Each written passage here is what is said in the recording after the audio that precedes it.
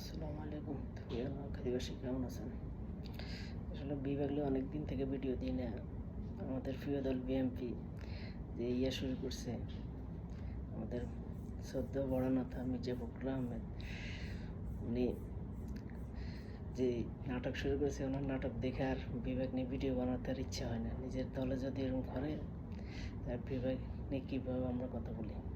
তারপর আশা আছে ইনশাল্লাহ নোয়াখালী বিভাগ হবে, এটা আমরা প্রত্যাশা অবশ্যই রাখি। যে কোনোভাবে হোক, যে কোনো সময় হোক, আমাদের বিভাগ লাগবে।